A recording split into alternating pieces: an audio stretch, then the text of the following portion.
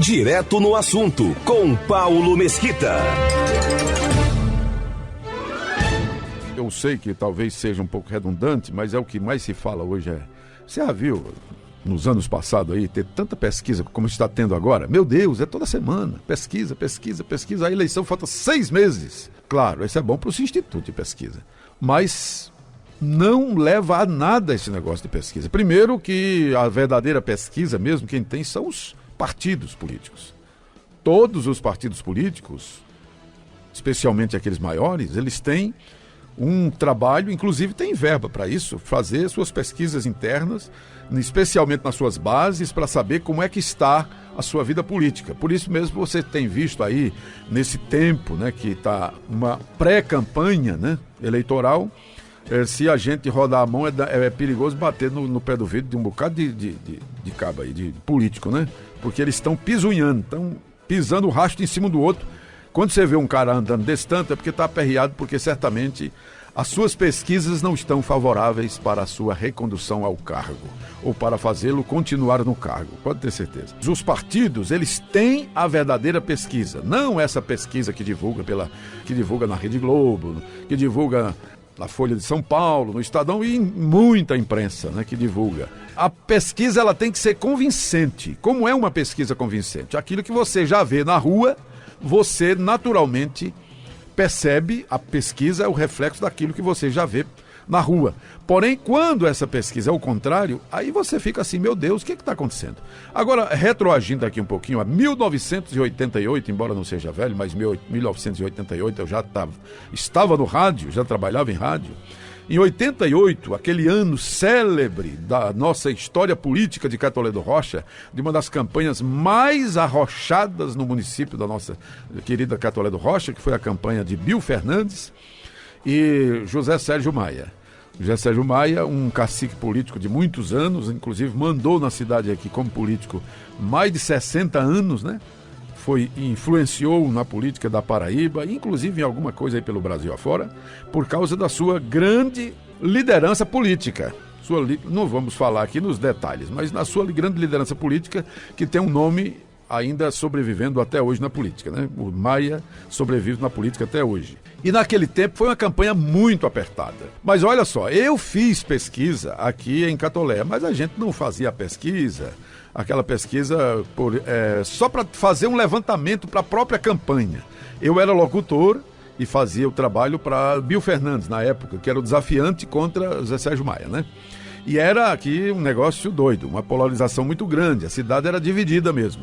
Um pendia para um lado, outro pendia para o outro, até porque Bill Fernandes era a criatura de José Sérgio Maia, porque Bill já tinha sido prefeito, indicado e apoiado por José Sérgio Maia. Depois, muitos anos depois, que Bill Fernandes estudou, foi para a capital e tal, se profissionalizou e virou auditor fiscal e tal, voltou e entrou na política novamente depois de muitos anos. E aí arrochou. Ou seja, aquilo que a gente via na rua refletia nas pesquisas. Eu me lembro que a gente fazia pesquisa nas feiras, no dia a dia, nos comércios.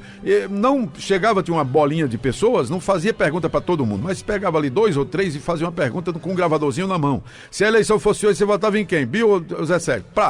Ali. E a gente fazia e normalmente Bill ganhava nessas pesquisas. E o pessoal dizia assim, não, mas não sei o quê, mas isso era o que refletia exatamente naquele período.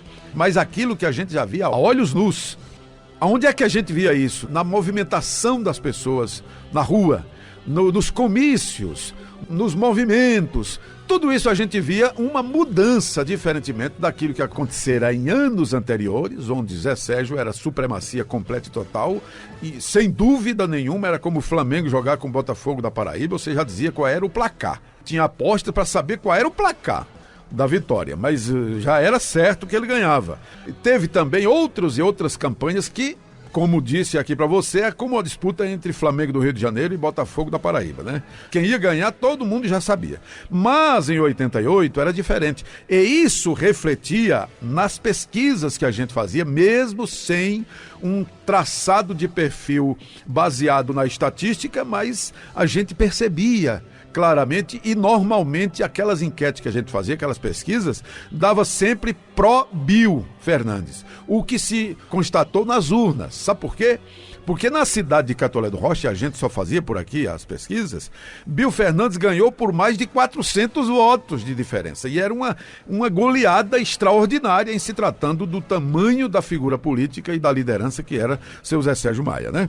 Pois é, ele ganhou por mais de 400 votos. E esses 400 votos depois foi tirado lá em Coronel Maia, que é a fazenda de seu Zé Sérgio, até hoje da família, né?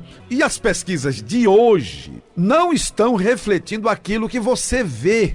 Você quer ver uma coisa? Em se tratando, por exemplo, de movimento de pessoas na rua, aonde o presidente da República, Bolsonaro, vai, é uma multidão incalculável, e não precisa dele. Mas você pode dizer, não, mas é um público domesticado. Sim, mas naquelas paradas que ele faz, escolhe uma cidade, desce lá e o movimento do pessoal continua. Muita gente mesmo. Eu só estou fazendo uma reflexão aqui para você entender que não pode a pesquisa, a olhos vistos, assim, a pesquisa, o movimento da rua, não pode ser diferente daquilo que está sendo dito nas pesquisas. E hoje é exatamente o contrário. Estão dizendo há muito tempo, né? Chegou até a dizer assim que o pré-candidato Lula ganharia em primeiro turno. E eu fiquei assim, meu Deus, eu não acredito num negócio desse não. E aí o que acontece? Você vai analisar e ver o perfil a quem está atrelado os institutos de pesquisa. Aos maiores inimigos políticos que um governo pode ter. A Folha de São Paulo, a Rede Globo, ao G1, ao UOL, ou seja, os institutos, né? Tanto o Ibope, que agora não é mais Ibope, é a IPESP, não sei o quê, o Ibope, como também o Datafolha. São ligados à Folha de São Paulo, que consequentemente reverbera na Globo, no G1 e vai reverberando de mundo afora.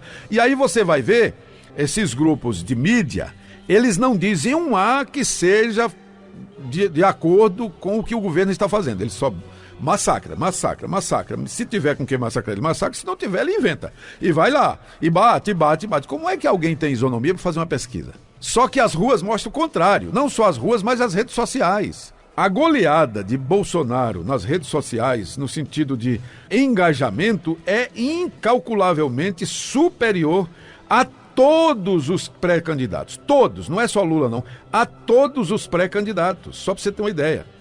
Aí as enquetes que acontecem também, que é aquela coisa ao vivo, né? É um negócio assim assustador, diferentemente. Ou seja, as enquetes que está aí nas redes sociais, inclusive pessoas desses grupos de mídia que inventam uma enquete, seja no Instagram, no Twitter, em qualquer lugar, só dá o presidente. Então, me diga, qual é a explicação para essa pesquisa? Eu não entendo. E recentemente saiu uma reportagem no Poder 360, que foi replicado pelo Clique PB aqui da Paraíba, dizendo que Bolsonaro lidera com folga entre pré-candidatos nas redes sociais. E aí, só para você entender, ele mostra aqui nas redes sociais, só para você ter uma ideia, eu vou dar aqui alguns dados para não ser muito longo, né?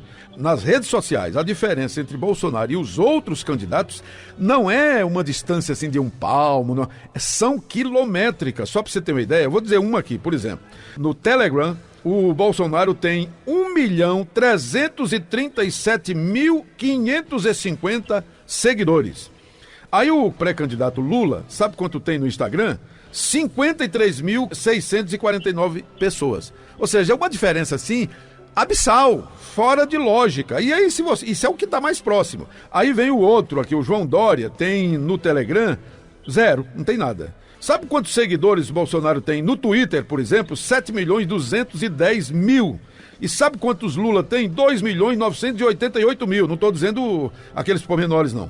No Instagram, Bolsonaro tem 19.083.548. Lula tem no Instagram 3.817.145. Eu estou dizendo aquele que está mais próximo. E assim vai, são mais de 20 milhões a diferença de seguidores nas redes sociais. E aí você vai ver, a pesquisa não bate com isso aqui. E aí você vai ver a movimentação na rua. Não se vê e Lula não vai na rua, não sei porquê, ele pode ir na rua, mas vai sempre num lugar fechado, num ambiente fechado, ali com o pessoal dele, apenas isso. E aí, meu amigo, não dá para entender como é que essa pesquisa está achando essa quantidade tão grande de gente. Mas a diferença é abissal, sem lógica. Para encerrar aqui, há uma pesquisa, por exemplo, no estado de São Paulo. Analise bem. No estado de São Paulo está dizendo que o candidato do PT, que é o Haddad, está em primeiro lugar e muito na frente. O segundo vem Márcio França, o terceiro Tarcísio de Freitas. Mas aí você analisa uma coisa, como é que uma pesquisa dessa pode ser verdadeira quando mostra o resultado eleitoral, quando Haddad foi candidato à reeleição em São Paulo, sendo prefeito, ou seja, ele era prefeito, estava na cadeira de prefeito, com a caneta de prefeito, com toda a influência de prefeito, e por incrível que pareça, o Haddad conseguiu, isso foi antes de 2018, né? O Haddad conseguiu tirar menos votos do que nulos e brancos. Ou seja, aí agora o cara é primeiro lugar depois de não sei quantos anos fora de poder. Meu amigo, não tem lógica, não tem lógica. E para encerrar mesmo, esses movimentos que tiveram, por exemplo, em 2020, houve aquele movimento do 7 de setembro que botou milhões de pessoas na rua com as cores verde e amarela. Eu apenas sou alguém verdadeiro, não sou filiado a partido político, não recebo dinheiro de político, nada disso. Porém, eu como comunicador verdadeiro que sou, graças a Deus, há quase 40 anos estou na frente do microfone, eu jamais reverberava algo que eu visse que está apenas tentando enganar e botar as pessoas para trás. As pesquisas não podem ser diferentes da constatação que as ruas precisam mostrar. Não podem, porque se for, não está seguindo a estatística, que é uma ciência importante, o que eu acho que o que está acontecendo. Certamente essas pesquisas não estão seguindo a ciência da estatística. Esse é o nosso Direto no Assunto.